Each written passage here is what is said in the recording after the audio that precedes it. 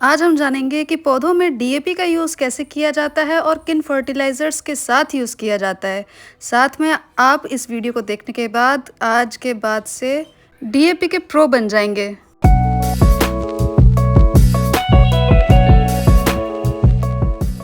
Hello दोस्तों, कैसे हैं आप सब? आई होप आप सभी ठीक होंगे।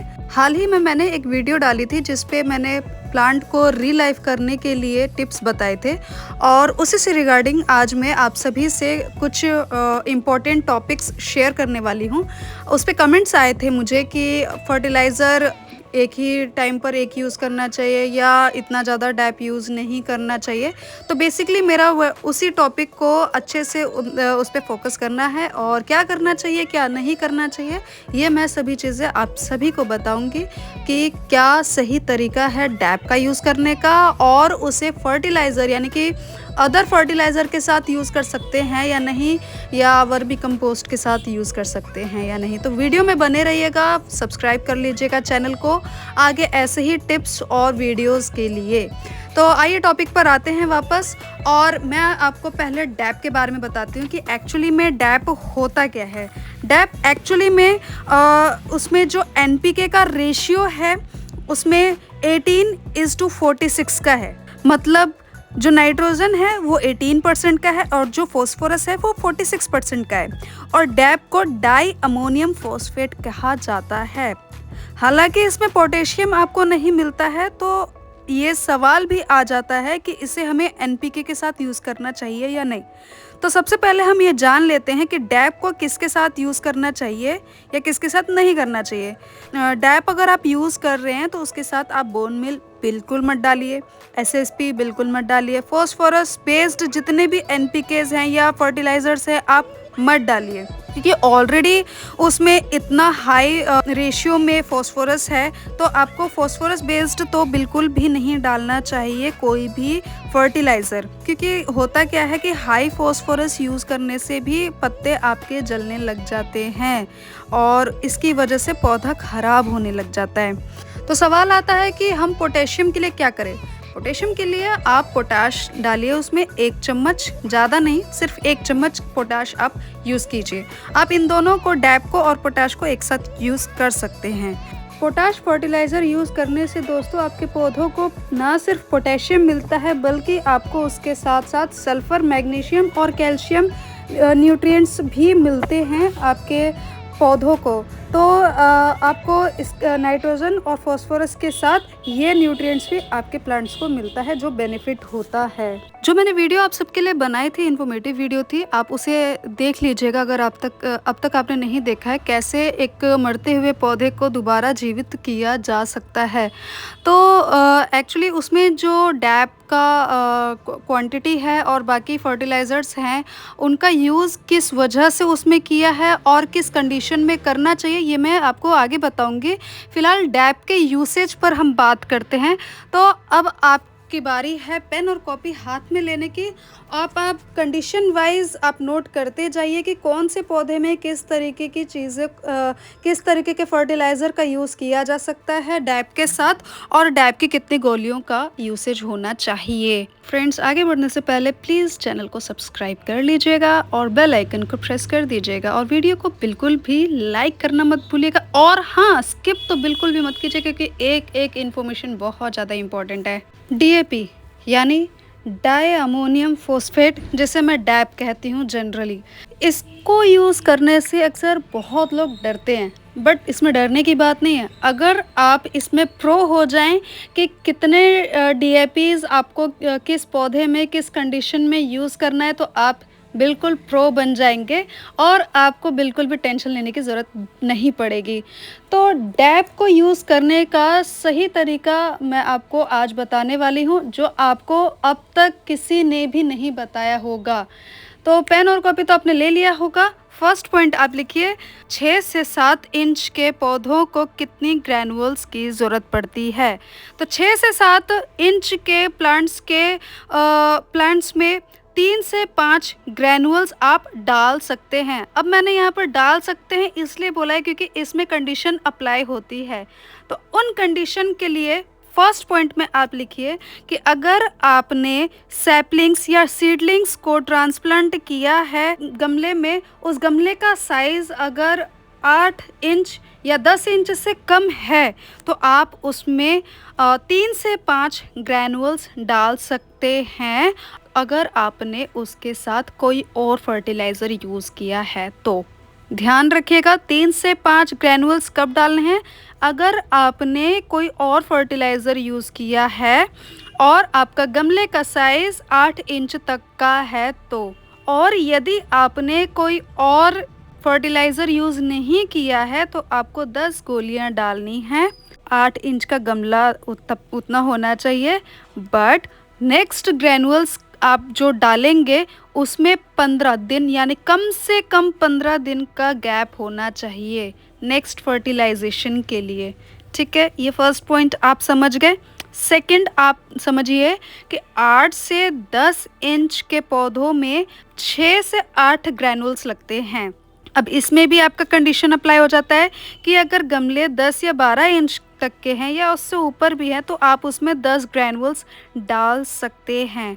और अगर उसके साथ आपने यानी डैप के साथ आपने कोई और फर्टिलाइज़र यूज़ किया है तो आप 5 ग्रैनुअल्स ही डालें, 5 से 8 ग्रैनुअल्स आप डाल सकते हैं, उसमें कोई प्रॉब्लम नहीं आएगी। दोस्तों, अगर आपने यहाँ तक वीडियो को देखा है तो इसका मतलब आपको ये इन्फॉर्मेशन अच्छी लग रही होगी और आप बहुत कुछ सीख भी रहे होंगे। तो प्लीज़ आप चैनल को सब्सक्राइब भी कर लीजिएगा, इससे मुझे मोटिवेशन और ज़्यादा मिलेगी। होप कि आपने दोनों कंडीशंस समझ ली होंगी कि प्लांट्स और गमले के हिसाब से आपको कितने ग्रैनुअल्स डालने चाहिए, और दूसरा कि फर्टिलाइज़र्स अगर आप कोई और डाल रहे हैं तो उसके हिसाब से आपको कितने डैप के ग्रैनुअल्स डालने चाहिए।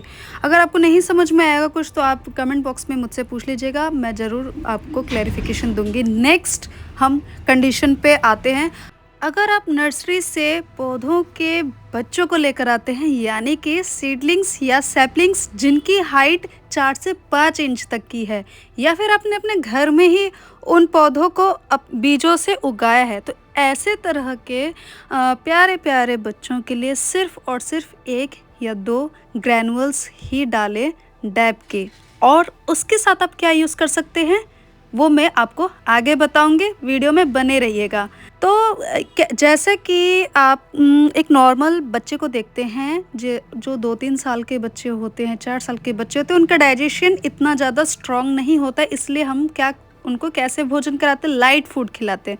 उसी तरीके से यहाँ पर इन सीडलिंग्स की कंडीशन होती है कि आप उनको कितने ग्रैनुअल्स दें तो वो डाइजेस्ट कर सकेंगे। हालांकि इजीली सॉल्युबल होता है डैप का, लेकिन बच्चे तो बच्चे होते हैं तो उनको उसी हिसाब से डीएपी दी जाती है। दोस्तों, अगर आप यहाँ तक इस वीडियो को देख रहे हैं इसका मतलब ये इन्फॉर्मेशंस जो मैंने बताई है ये यूज़फुल हैं, और ऐसे ही यूज़फुल इन्फॉर्मेशंस और टिप्स के लिए मुझे सब्सक्राइब कर लीजिएगा। लाइक करना बिल्कुल भी मत भूलिएगा इस वीडियो को। अगले कंडीशन को जानने से पहले आप ये समझ लीजिए कि डीएपी के साथ कौन से फर्टिलाइज़र्स का यूज़ हो सकता है, क्योंकि आपको तभी वो कंडीशन समझ में आएगा। पहले तो डीएपी प्लस एनपीके का यूसेज देखते हैं कि किस तरीके से किया जा सकता है। नॉर्मली डीएपी के साथ एनपीके यूज़ नहीं करना चाहिए। क्यों? क्योंकि ऑलरेडी नाइट्रोजन और फॉस्फेट इसमें आपको डीएपी में मिल जाता है और एनपीके में भी वही चीज़ें होती हैं जनरली। हालांकि पोटेशियम नहीं होता है, उसके लिए मैंने आपको पहले ही बता दिया कि आप क्या कर सकते हैं यूज़। बट एनपीके का यूज़ डीएपी के साथ एक कंडीशन में किया जा सकता है, जब आपका पौधा नवजात यानी कि छोटू सा बच्चा हो यानी कि अगर आपका पौधा 4 से 5 इंच का है तब आप दोनों को एक साथ यूज़ कर सकते हैं। आप इसे ऐसे समझिए कि छोटा सा बच्चा है और उसकी ग्रोथ के लिए अच्छे न्यूट्रिएंट्स की ज़रूरत है, अच्छा खासा खाने की ज़रूरत है, तो इसी वजह से डीएपी और एनपीके का यूज़ होता है। लेकिन जैसे ही प्लांट अपनी ग्रोथ पकड़ लेगा उसके बाद आपको एनपीके का यूज़ कम कर देना है अगर आप डीएपी यूज़ कर रहे हैं तो, क्योंकि डीएपी से ऑलरेडी आपको फॉस्फोरस इतना ज़्यादा मिल रहा है और नाइट्रोजन इतना ज़्यादा मिल रहा है, तो क्या होता है पौधा अपना पूरा न्यूट्रिएंट्स को सिर्फ ग्रोथ में लगा देता है, और बड़े होने के बाद भी अगर आप एनपीके और डीएपी दोनों का यूज़ करते हैं तो उसमें फ्लावरिंग ना होने के बजाय एनर्जी पूरे ग्रोथ में लग जाएगी। वीडियो की शुरुआत में ही मैंने आपको बता दिया था कि डीएपी के साथ क्या यूज़ किया नहीं जा सकता है, तो अब मैं बताती हूँ एनपीके के बाद कि डीएपी के साथ अब क्या यूज़ करना चाहिए। देखिए, डीएपी के साथ बाकी अदर फर्टिलाइज़र को अलग अलग कंडीशंस में यूज़ किया जाता है। एक मैजिकल बात बताऊँ, डीएपी के साथ ना आप वर्मी कंपोस्ट और काउ डंग मैन्योर ज़रूर यूज़ करना। उससे होगा क्या, उससे आपका जो, क्योंकि दोस्तों वर्मी कंपोस्ट या आप केमिकल वाले कंपोस्ट ले रहे हैं या आप काउ डंग मैन्योर ले रहे हैं, इनमें माइक्रो ऑर्गेनिजम्स होते हैं जो डीएपी के साथ मिलते ही ये उनको खाना शुरू कर देंगे और उनके खाने की वजह से ही आपके पौधों को जल्दी न्यूट्रिएंट्स मिलेगा और जिससे कि आपके पौधों में अच्छी ग्रोथ होगी। नेक्स्ट इज़, डीएपी के साथ नीम की खली का प्रयोग किया जा सकता है कि नहीं? जी हाँ दोस्तों, बिल्कुल किया जा सकता है, लेकिन एक कंडीशन के साथ।